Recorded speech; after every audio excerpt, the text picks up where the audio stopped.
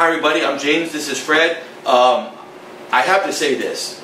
I was at the St. Francis game Friday night. You deserve to be there. It was by far... everything that you read, everything, even some of the pictures, I've been there before, not in a setting like this. I mean, that's one of my favorite places, just because of the backdrop, James, the crowd when it's full. One of the best snack bars in any high school. I have to tell you, their double cheeseburger is... I think McDonald's needs to get. I know people here. You got to fight the parking and do all that, but once you are inside, there's no better place for a football game. And we'll find out officially today. We're going to the CIF Championship luncheon. That game should be at St. Francis High School. I covered their opponent on Friday night, Rancho Verde. Yes. And I can't imagine that they would have a crowd that would lead CIF to believe that Freeman Field couldn't handle their crowd. Right. But that's one of the things I spoke with Matt Luter, who's their athletic director at St. Francis. The only way this game would have been moved would have been if Rancho Verde had shown that they have a huge crowd. Yeah. Much like maybe a Charter Oak, there are more fans for Charter Oak on Friday night. But hey, look, there's more people starting to come in a little late, but it wasn't super packed. I was sitting with the Fox Sports commentators, and they even kind of noted out right before the game. They said, "Yeah, I'm a little disappointed for a semifinal that there's not more fans here." And speaking of Fox, this game will be televised on Fox Sports West on Friday night, delayed due to Kings coverage. So the game will start at 8 o'clock. This is a regular TV, folks. This isn't live on the web. But it'll web. be delayed. So perfect. So you can. So after St. Francis wins their championship, they can run home and catch the fourth quarter. Exactly. So make sure we have that out of the way. Fred, you've been around the Pasadena area for 20 years. You could probably explain to the folks how big this moment is for St. Francis. Well, for everybody, for Coach, first of all, look at Coach Jim Bonds, James. It says he was 0 for 5 in semifinal games, and he finally punches a ticket. Not only did they do it, I mean, they crashed through that glass ceiling on their way to the final. Unbelievable. They absolutely ripped them apart.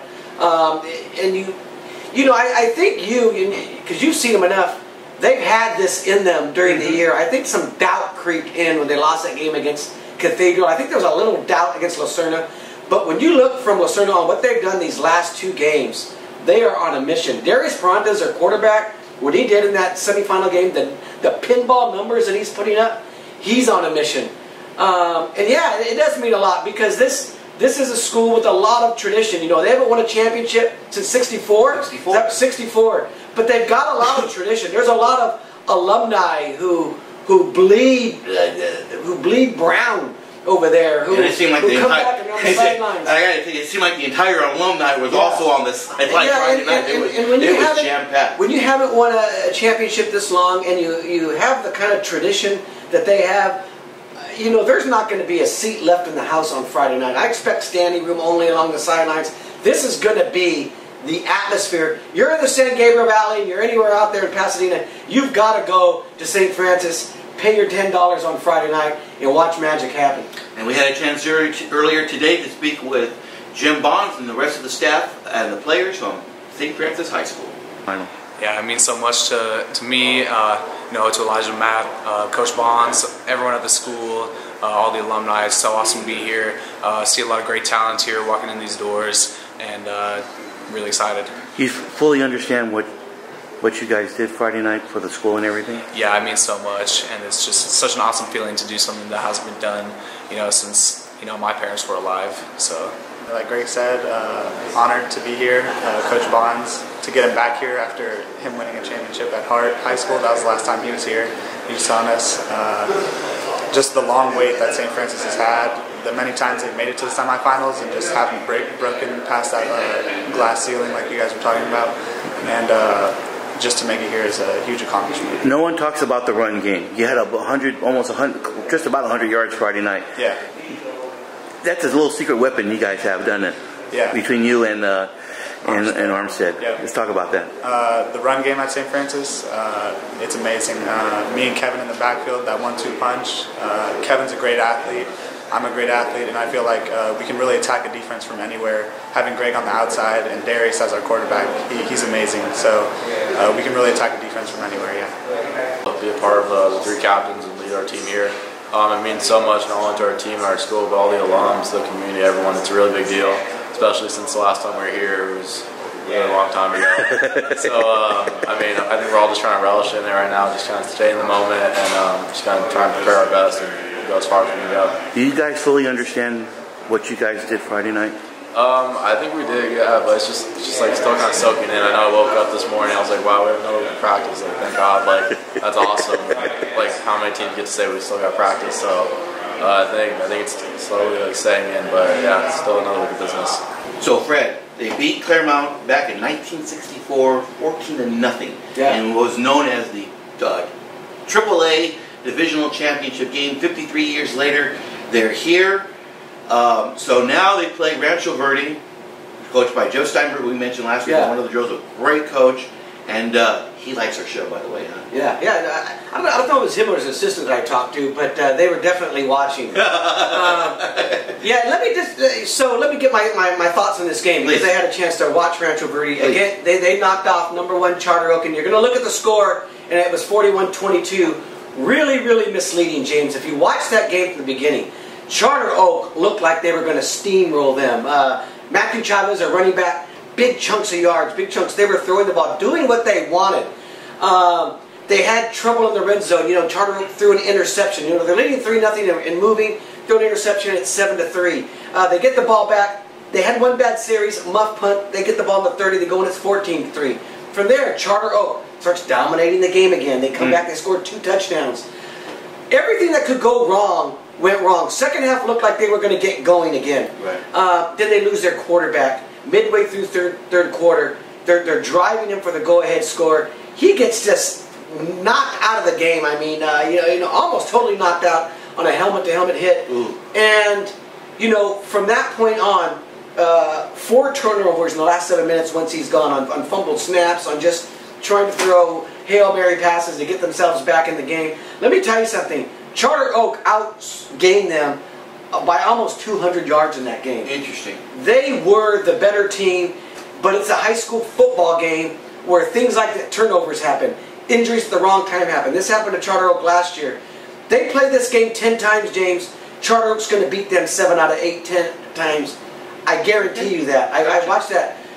That's not to say that Rancho Verde is not a good team, because they are. They are explosive, and what St. Francis has to be cautious of is their big playability. They weren't driving down the field on Charter Oak in chunks of yards. They were doing it on big plays, on big runs, and that's what Charter Oak's got to guard against. What I'm wondering is how the heck Rancho Verde is going to slow St. Francis' offense, which to me is more explosive than Charter Oak. I mean, their quarterback, like I said, is a pinball machine. They've been putting up points against really good teams. I just don't think Rancho Verde is going to keep up with them score for score. Now look, if there are turnovers, if there are injuries in the game, like we saw last week, that can change anything. But on paper, from what we've seen all year with St. Francis, from what I saw last week, I really like St. Francis in this game on Friday night. I think they're in a great spot, at home, playing the way they are, getting a team that upset Charter Oak in a game where everything that could go wrong against Charter Oak did go wrong. Great spot for St. Francis. There's a major tell here, folks. There's a common game, a common opponent, and that's Citrus Hill. And while we all know that St. Francis beat Citrus Hill in the quarterfinals, you have to go back to September to see that Citrus Hill defeated Rancho Verde. That was back in week 2. So now, is it dangerous to compare, September to November? There's no question about it. But it is a tell, and I think it's a major tell. One of the things I'm impressed with St. Francis is their balanced attack. It's just not all Darius Perantes in the air. Elijah Washington rushed for almost just about 100 yards on Friday. They turned about 425 yards of total offense. Very balanced. And when you have a team like that, it's very tough to beat. And defensively, the secondary for St. Francis had 15 interceptions this year. You have to go back about 5 seasons to see that number again. So defensively, they're getting to the quarterback, they're getting turnovers, they're winning the turnover battle. I just don't see that Fred. I'm not going to say. I've been guilty before. I said before that Arcadia was going to beat Catella by 4 touchdowns, and I'm not going to say that. But I really do think that St. Francis gets the job done. I do, because I watched Charter Oak. they were at stretches moving the ball at will until, you know, a little panic started to set in. They fell down 14-3, like I said, the turnover and the bad punt, and they're forced out of their comfort zone. When you watch that beginning of the game, in certain stretches when they felt like they were back in it, you know, Matthew Chavez was able, and he's a small running back, he was able to kind of big chunks of yards. Yeah. They were able to kind of throw the ball and kind of do what they wanted to. They just couldn't get past them and start to put them in their back pocket because of the turnovers, because of the injuries, because of the big plays. St. Francis plays the way they've been playing. I just think they're going to be able to move the ball and score. But like I said, the reason you can't go back to and compare scores in second week and third week is because of what I just saw last week. You never know. You know, the great thing about sports, high school football, is you don't know. These scripts are played out on Friday night. They're not pre-written. I mean, you can Cal preps it out and look at the projections. It doesn't matter because turnovers and all these things, certain plays in the game completely change a football game. You know. And you miss Kevin Armstead, tremendous corner, really good running back. Yeah. I think he had about 80 yards rushing. And then you have Greg Dulwich, who's an absolute matchup nightmare. And I love how Jim uses him relentlessly. Not only as an outside receiver, but he moves him around, motions him. And he is El Toro did not have an answer for him. Yeah, I was just surprised how they ripped through El Toro that easily. Particularly when you see what El Toro, the two teams that they beat to get to St. Francis. The first round they beat Lompoc. Yep. No, they beat Lompoc in the quarterfinals. In the quarterfinals they beat Lompoc, and in the first game they also took down. You'll have to look that up. They took down a pretty good team. Yeah, I'm just looking here real fast. You caught me off guard here. Villa Park. Villa Park. I mean, they took down some pretty good teams. Yep. But I will say this before the game. When you get there early, you kind of. You get an idea, you kind of eyeball both teams, so to speak. I just thought, you looked at both teams like, okay, this is not a mismatch. This is going to either be a really close game or somebody's going to get their heads handed to them. In that case, it was El Toro. Yeah. We both like St. Francis here. But just keep in mind, St. Francis, Rancho Verde, the feeling I got over there is a lot of people are saying, hey, they expected this next year, the year after. They're a really young team. Jeff mentioned that to me too. They've got some really young players. So I think they're going on, this is icing on the cake for them. They get to go into this game without a lot of expectation. Without, this isn't a senior-laden team where they've been building on this. They're probably going to be, back in the game next year and the year after that. These guys are young and they don't know anything. And sometimes that's dangerous, James, when you're that talented and you're that young. You just get to come out swinging. The pressure is on St. Francis.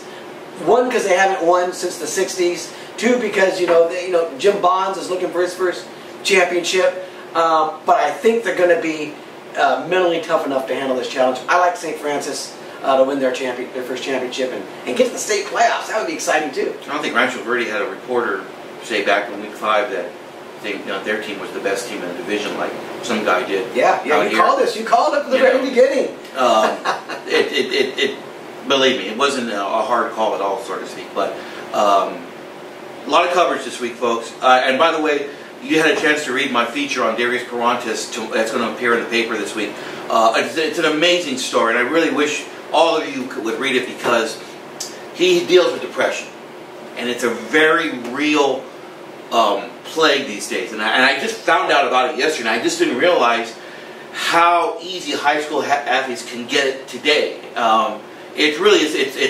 I don't want to toot my horn, but I hope you all have a chance to read it this week. It's a tremendous, tremendous story. He's gone through a lot to get to this spot. Well, I think high school athletes, and I don't know anything about it, the full thing about the story, but high school athletes, James, kids in general, they live under a different microscope they than really we did do. when we grew up. We didn't grow up with the social media, Facebook. We didn't grow up with everybody having opinions about you, and for it to be out there for everybody to look at. So it's a different world for teenagers today, and I think you have to understand that when you want to be critical, when you want to look back to our days and say, well, back in my days, we didn't face this same kind of scrutiny they did today. It's difficult. I can't imagine what it would have been like growing up, in social media when I'm 16, 17 years old, and people having opinions on me that everyone can read. I mean, it's different. It really is. And you've got to develop thick skin at a young age. We'll have coverage all week long. That's not the only feature I'm working on. The other one I'm planning to do on, and you know, most of all the staff at St. Francis, they've been there forever. And you talk about stability within that school, within that program, it starts with the coaching staff. And so, This is it. this is it right here. You gonna put your helmet on, buddy? There it St. is. Francis is going to win it, James. Okay, I'm there saying it it right now. There it is. We're going to have coverage all week, right? That's right. All week. And if St. Francis wins, they'll make the state playoff regional final game. So we'll have a preview of that on Sunday for the Monday paper. And then if any of these teams win on Sunday, we'll be right back here at the desk on Monday to preview their state regional final game. Good luck to St. Francis. Get there early on Friday night. It's a 7 p.m. kickoff. As Fred has mentioned, he's a veteran. You gotta get there early. You gotta get there early. Have fun over there. Otherwise, you're walking 2 miles down that hill or up that hill. You know, you're parking at Lockingham High School. Yeah. Have a great week, everybody. Oh, one last thing. Big basketball tournament this week over at Maranatha High School, the Rose City Classic. It's a major tell what's going to happen for the basketball season in Southern California. I will see you there this week as well. Have a great week, everybody. Thank you, Freddie. We'll see you all on Friday night at St. Francis. Thank you.